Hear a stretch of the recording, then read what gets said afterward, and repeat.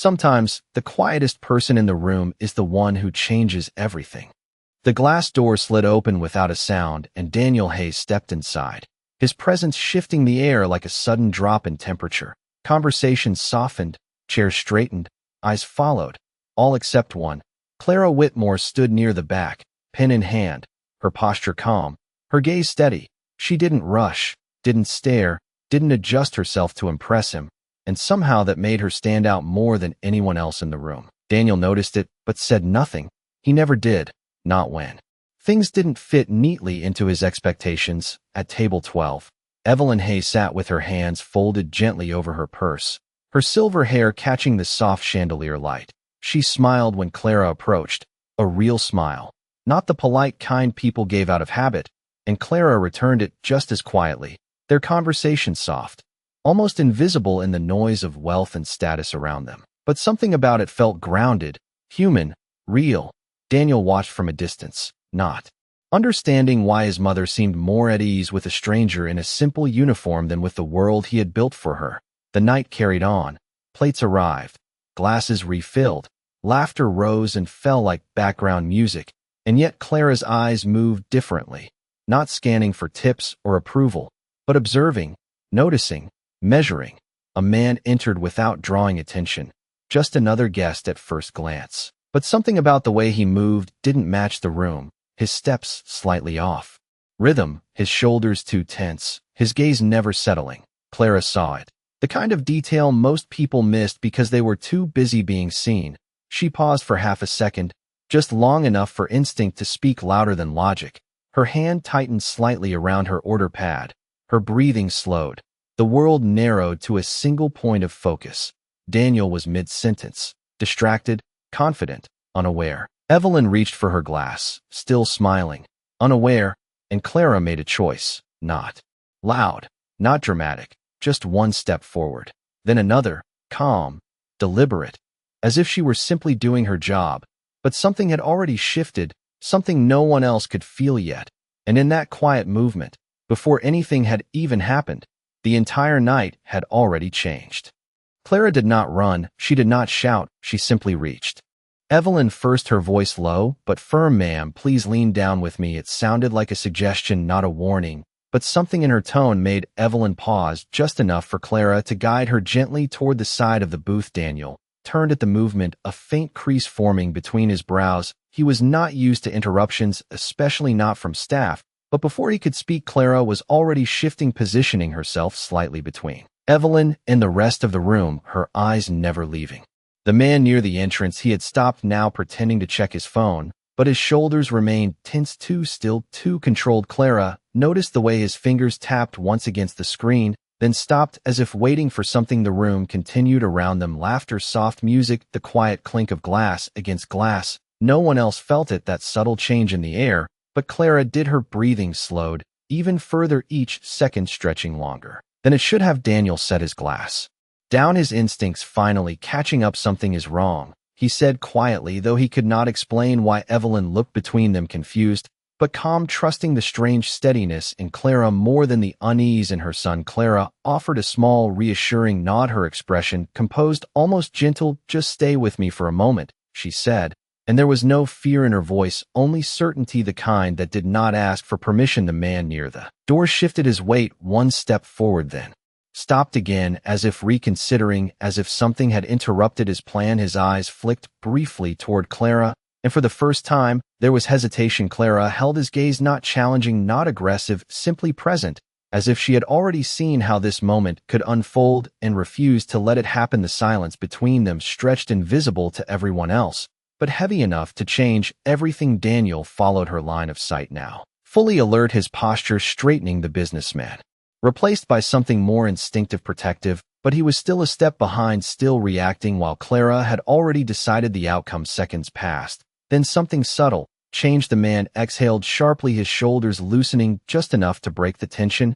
He turned slightly, as if abandoning whatever intention he had carried in with him, and in that quiet, almost unnoticeable shift, the danger dissolved before it ever revealed itself fully. Clara did not move right away. She waited one more second, then another, making sure the moment had truly passed before easing back, her posture softening, her hands steady once more, as if nothing had happened. Evelyn blinked slowly, unaware of how close the night had come to something else entirely. Daniel looked at Clara differently. Now, not with authority, not with curiosity, but with a growing realization that there were things in this world he could not predict, and people he had completely misunderstood. Clara simply offered a polite smile, picked up her pen, and said softly, "Would you like me to bring your tea now?" As if the entire moment had been nothing more than a pause in service. But Daniel could not shake the feeling that something invisible had just been stopped, and he had no idea how or why. Daniel did not touch his glass again. He did not speak either. He simply watched Clara as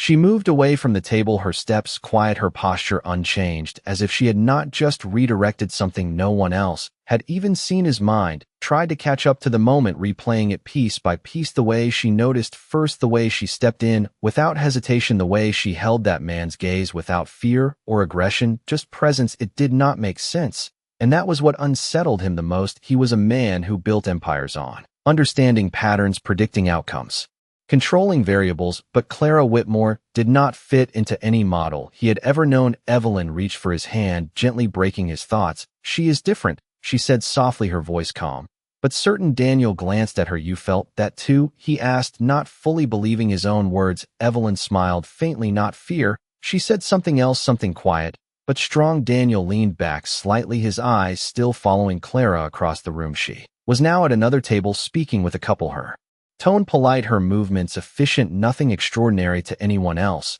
But now he saw it differently, the way she listened fully before responding, the way she seemed to anticipate needs before they were spoken. It was not performance, it was awareness, the kind that could not be trained, only lived. The manager approached Daniel cautiously. "Everything all right, sir?" Daniel did not look away from Clara. "Yes," he said after a pause, but his tone carried something new, something less certain, less absolute. The manager nodded quickly and stepped back, sensing a shift he could not name across the room. Clara felt it, that subtle weight of being watched, but she did not turn immediately. She finished pouring the water, adjusted the napkin on the table, and only then allowed her gaze to lift, meeting Daniel's for a brief moment. There was no apology there, no attempt to explain, just a calm acknowledgement, as if to say the moment had passed, and it did not need to be spoken about. Daniel stood slowly, not out of impatience, but intention. Evelyn looked up surprised. "Are we leaving already?" she asked. Daniel shook his head. "No," he said quietly. "I just need to understand something." He stepped away from the table, moving through the room with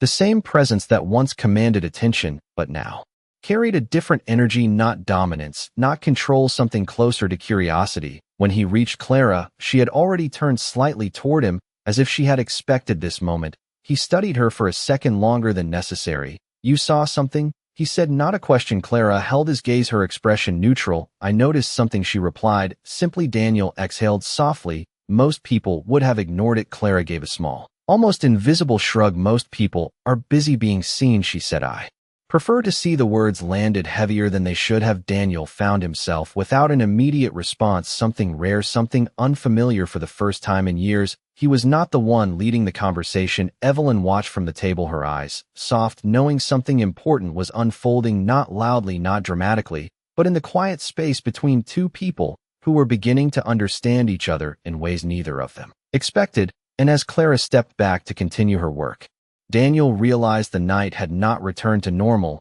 It had shifted permanently, and he had no control over where it was going next. The room returned to its rhythm, but Daniel did not. The quiet conversations, the soft music, the gentle clinking of glass, all continued, as if nothing had shifted yet for him. Everything felt slightly off balance. He walked back to the table slowly, his thoughts no longer moving in straight lines. Evelyn watched him with a knowing calm. "You see it now," she said. Daniel sat down, but did not answer immediately, his eyes still tracing Clara as she moved through the room. With that same composed efficiency, she did not seek attention, she did not hold on to the moment she had created. She simply continued, as if her role had not changed at all. "I do not understand it," he said finally. Evelyn smiled softly. "You are not supposed to understand it right away," she replied. Daniel leaned forward, resting his hands together. There was no fear in her voice, He said almost to himself, no hesitation. Evelyn nodded. Some people do not need time to decide who they are. Daniel exhaled slowly. That sentence settled deeper than he expected. He had spent his life measuring risk, calculating outcomes, waiting for certainty before acting. And yet Clara had moved without any of that, not recklessly, not emotionally, but with a clarity he could not replicate. Across the room, Clara paused briefly near the service station, her hand resting lightly against the counter for just a second longer than necessary, a subtle break in her rhythm, invisible to others, but not to Daniel. He noticed the small shift in her breathing, the slight tension in her shoulders, quickly hidden beneath composure. It was the first sign that whatever she had sensed earlier had not been nothing. It had cost something, even if she refused to show it. Daniel stood again, this time without hesitation, and walked toward her. When he reached the station, he did not speak immediately. He waited until she finished writing her order, then said quietly, "You knew it was not over." Clara did not look surprised. She placed the pen down carefully and turned her head just enough to meet his gaze, not fully facing him, not fully turning away. "I knew it might not be," she said. Daniel studied her more closely now. "You stayed anyway." Clara's expression did not change. "Leaving does not always make things safer," she replied. "Sometimes it just leaves others exposed." The words were simple, but they carried weight, the kind that came from experience, not theory. Daniel felt something shift again, not in the room, but in himself. "You have done this before," he said. Clara's eyes lowered for a brief moment, not in shame, but in acknowledgement, then returned to his. "I have been in situations where noticing matters," she said. Daniel nodded slowly, understanding that this was as much of an answer as she was willing to give at the moment. He respected that without realizing why. Behind him, Evelyn watched the exchange, her gaze soft, but certain. She could see what Daniel was only beginning to feel, the shift from control to respect, from assumption to awareness. Clara reached for a tray, steadying it with practiced ease, her movements returning to their usual flow, as if the conversation had simply been another task completed. Daniel stepped aside, allowing her to pass. But this time, he did not feel like he was stepping around a server. He felt like he was making space for someone he did not fully understand, yet someone who had already changed the direction of the night without raising her voice, without asking for anything in return. And as Clara disappeared into the rhythm of the room once more, Daniel realized something he had never admitted before. There were forces in this world that could not be bought, predicted, or controlled, only recognized. And he had almost missed one standing right in front of him. The next hour passed without incident, but Clara did not relax. She moved through the restaurant with the same quiet precision, yet something in her awareness remained active, like a thread that had not fully been cut. Daniel noticed it now. The way her eyes briefly checked the entrance every few minutes, the way her posture never completely softened, even when she smiled at customers. It was not fear, it was readiness, and that distinction stayed with him. Evelyn sipped her tea, slowly watching both of them. "You were studying her," she said gently. Daniel did not deny it. "I am trying to understand what I missed," he replied. Evelyn tilted her head. "Perhaps it is not what you missed. Perhaps it is what you never learned to look for." Daniel leaned back slightly, considering that across the room the man from earlier had not returned, but Clara's attention had not shifted. She finished serving a table, then paused near the window. Just for a second, her reflection faint against the glass, her breathing measured, her expression calm, but her eyes sharper than before. Daniel stood again, this time without overthinking it, and walked toward her. When he stopped beside her, she did not turn immediately. "You are still watching the door?" he said quietly. Clara's reflection met his gaze in the glass. "Some things do not end just because they pause," she replied. Daniel followed her line of sight. The street outside looked ordinary, cars passing, people walking, nothing that suggested anything unusual, and yet he trusted her observation more than his own perception. "Now what are you waiting for?" he asked. Clara finally turned to face him. "Not for something to happen," she said, "for confirmation that it will not." Daniel absorbed that slowly. It was a mindset he had never needed. His world operated on control, not anticipation of unseen threats. Clara reached for a folded napkin, adjusting it on a nearby table, a small task done with deliberate care, as if grounding herself in something simple helps you stay focused, he said. Noticing the gesture, Clara gave a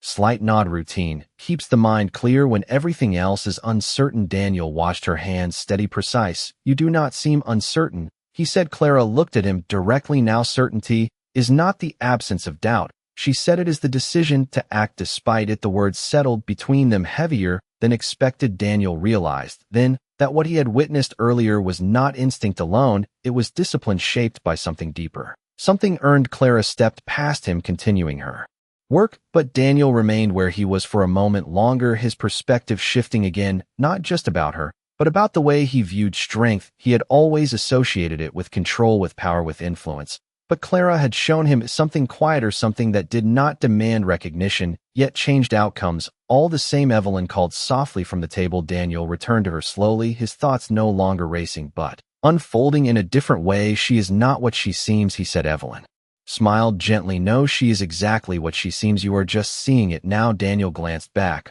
Once more, Clara moved through the room, unnoticed by most, but no longer invisible to him. And as the night continued its calm surface, he understood something had not resolved, it had only been delayed, and when it returned, he knew without question Clara would be the first to see it again. The air changed again, but this time it was quieter, almost invisible to anyone who was not looking for it. Clara felt it before she saw anything. Her hand paused mid-movement above a glass, not shaking, not uncertain, just still for half a second too long.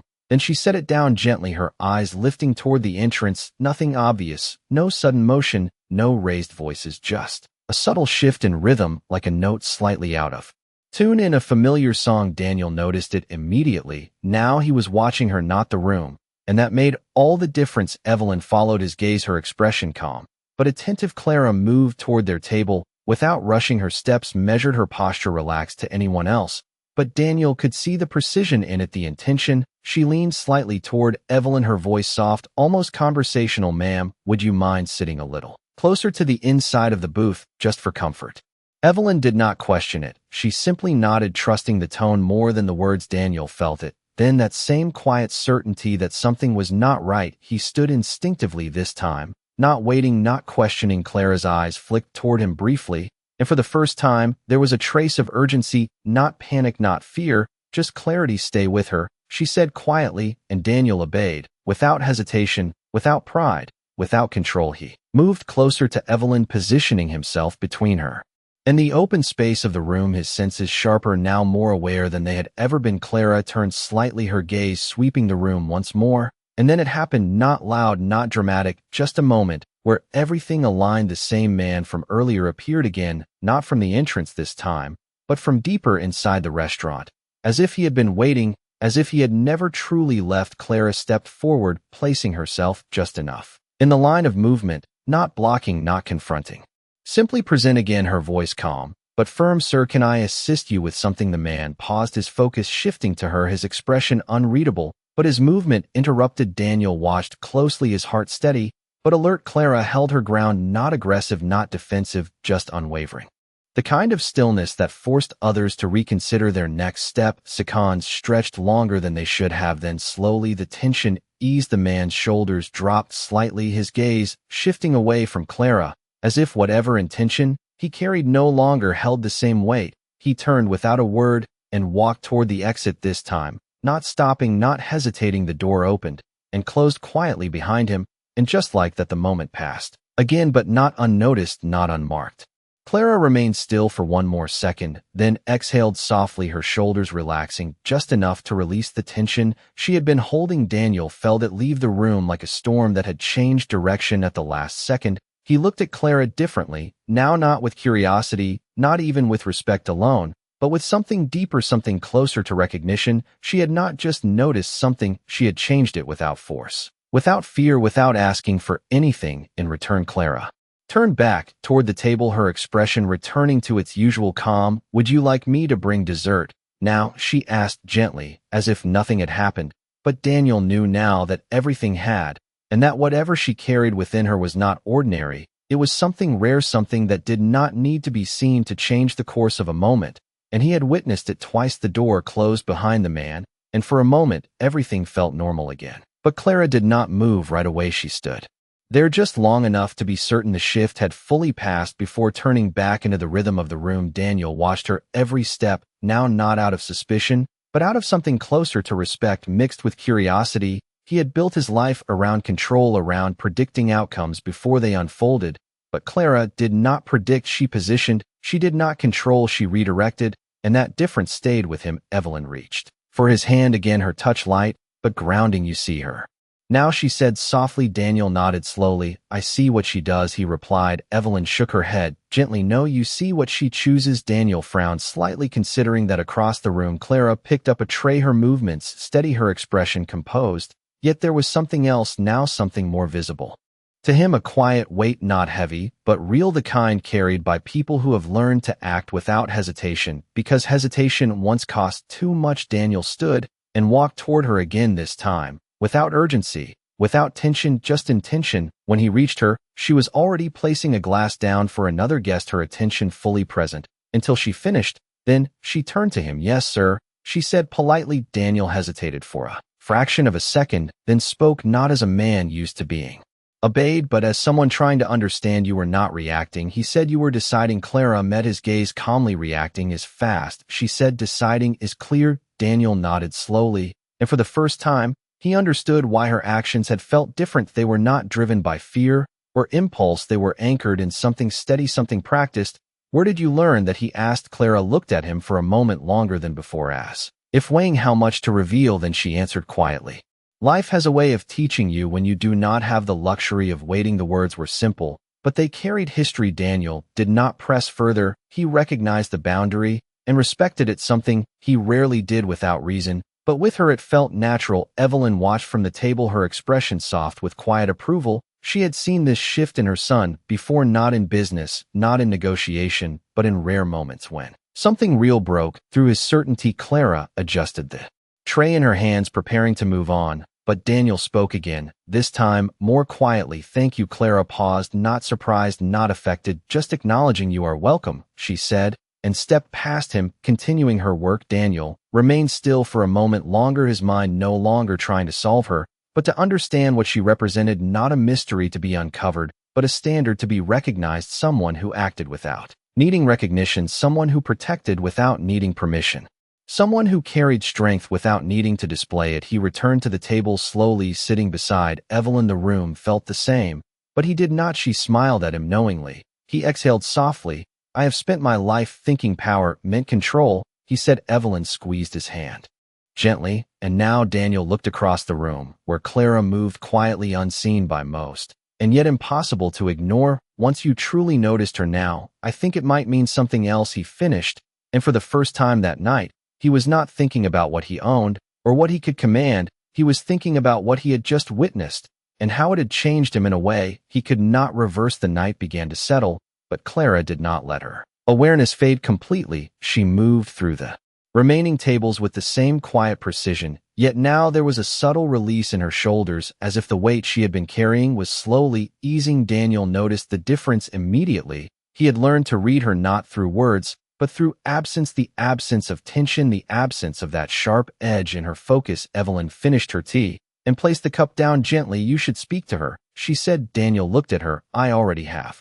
Evelyn shook her head. Not like this, not from a place of curiosity, from a place of understanding. Daniel hesitated, then nodded slowly across the room. Clara wiped down a table, her movements steady, her expression calm, but her eyes softer now, as if the night had passed its unseen test. When Daniel approached again, she looked up before he spoke, as if she had already sensed his presence. There was no surprise in her gaze, only quiet acknowledgement. Clara, he said her name for the first time, without title, without distance. She waited. Daniel took a breath, not measured, not calculated, just honest. I have spent years believing that control keeps people safe, he said. But tonight, I realized something else. Clara listened without interruption, her posture still, her attention complete. Daniel continued. You did not control anything, you did not command anyone, you simply saw what others missed and acted. Clara held his gaze, her expression unchanged, but something in her eyes shifted slightly. Not emotion, not reaction, but recognition of truth. Sometimes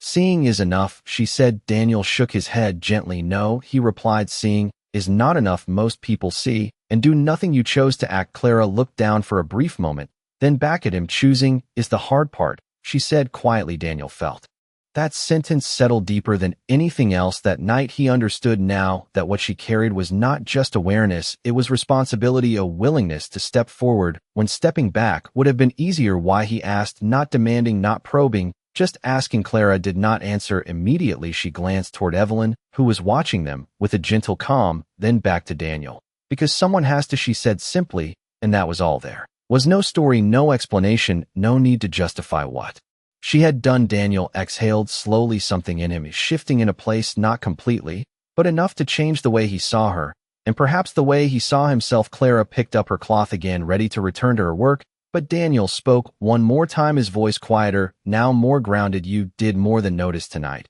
He said you protected someone who matters to me. Clara gave a small nod, not seeking acknowledgement, not rejecting it either, just accepting the truth of it. Evelyn watched them both, her eyes warm with quiet understanding. She had seen this before, not the situation, not the moment, but the shift, the kind that does not announce itself, yet changes everything. Daniel stepped back, allowing Clara to move freely once more, but this time there was no distance in his gaze, no hierarchy, no assumption, only respect, the kind that is not given lightly and never taken back. And as Clara returned to the rhythm of the restaurant, the night no longer felt like something that had almost gone wrong.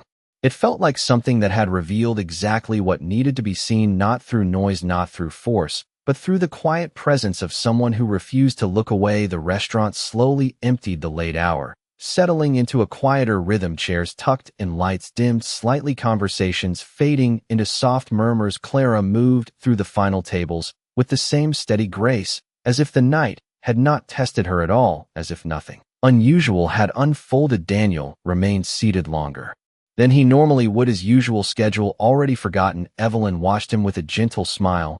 You are staying, she said. Daniel nodded. I am not finished understanding, he replied. Clara approached their table one last time, her tone calm and professional. Would you like anything else this evening? Daniel looked up at her, not as a customer, not as someone in control, but as someone who had been changed. No, he said quietly. Then, after a brief pause, thank you again. Clara gave a small nod, her expression unchanged, but her eyes held a quiet acknowledgement. You are welcome, she said, and turned to leave. Daniel stood, not abruptly, not out of impulse, but with intention. Clara, he said again, her name softer this time. She stopped and looked back at him. He hesitated for a moment, not because he did not know what to say, but because for the first time he understood the weight of saying it wrong. I do not want this to be the end of this conversation, he said. Clara studied him for a second, longer than before, not evaluating his status, not measuring his wealth, only the sincerity in his voice. Conversations do not end, she said calmly. They either continue or they do not. Daniel allowed a faint smile at that. Then I would like this one to continue. Clara held his gaze, then gave a slight nod that was neither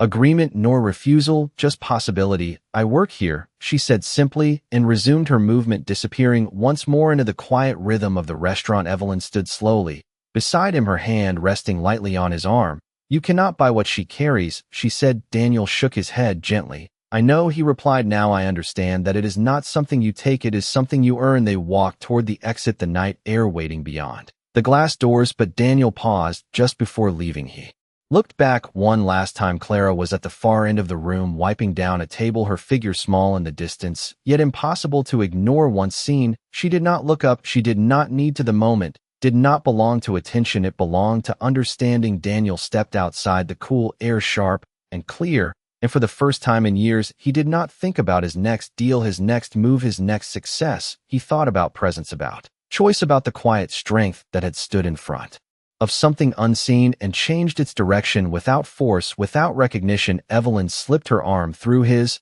and smiled softly. Some people speak loudly, she said, and some. Daniel looked back through the glass one last time, his voice low but certain. Some people do not need to speak at all.